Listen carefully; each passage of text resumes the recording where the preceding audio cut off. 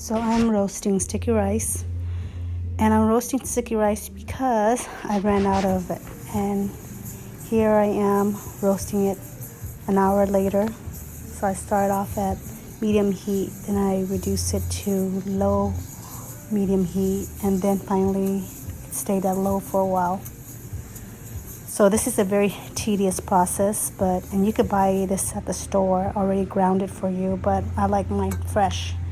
And I put Kaffir lime leaves in it because they say that it's supposed to keep it longer, like it's supposed to stay fresh longer.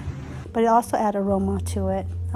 Here I am grounding it up in my Vitamix. And I like the kind of medium texture. But, it's really up to your preference. Some people like it really fine, but I don't.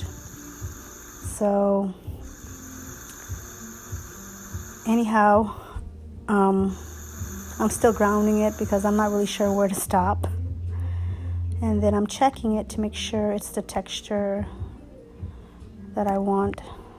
And I think it's still a little bit too coarse for me. So, I'm going to grind up some more. Toasted or roasted ground rice is used in so many cuisine, and it's actually basically like a spice.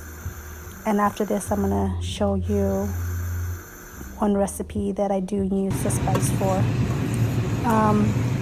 I store half of it in a jar, and the other half I decided to ground it some more because according to my mom, she said that the lighter grounded or lighter roasted rice, you should use it in like soups and in your spicy dipping sauce, the sauce that you eat with sour mango.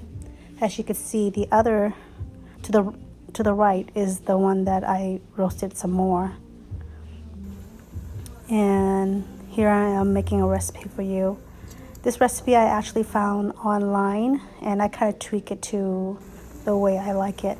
Anyways, you boil the water and you add in some ribs, and when it boils you lower it down, you reduce the heat to medium, basically let it simmer. And here's some of the ingredients that I use in it. So there's some Kaffir lime, there's some shallots, there's some lemongrass, and some pepper, and some galanga. This video is way too fast for me. Anyways, I boil it for 20 minutes or until I see that the broth is kind of yellowish, so I know that the flavor of the ribs are coming out. Then I throw in the galanga and the lemongrass. You can use 1 to 2 lemongrass. It really depends on how big the lemongrass is. My lemongrass is huge. It's the one I grow in the backyard. So I just used 1. And the shallots, they say about 2 shallots, but I had a big old head of shallots, so I just only used 1 as well. So anyways, it's still simmering, and so I'm gonna let it simmer for another 5 minutes after throwing these fresh ingredients in. And then after that, I threw in the Kaffir lime leaves, and this is from my yard as well. And I let it simmer for another 2 minutes. Then after that, I'm adding the ingredients. This is fish sauce, and I used about 2 tablespoons of fish sauce, and then crushed pepper, and my roasted grounded rice, freshly made today. So I stirred that up, and I decided not to add the fresh pepper yet because I'm not sure how spicy it would be. But then after I taste the broth, I felt like, it's not spicy enough for me, so I'm using the fresh pepper as well because it definitely gives it a different flavor. So you definitely need to use some. So I actually ended up putting all of the fresh ground pepper into my broth because I like it spicy.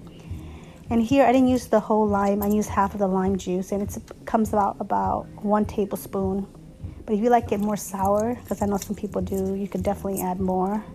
But I think this was enough for me, so that's about 2 slices.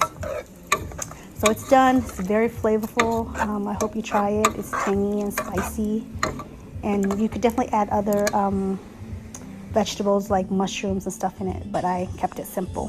Thanks for watching.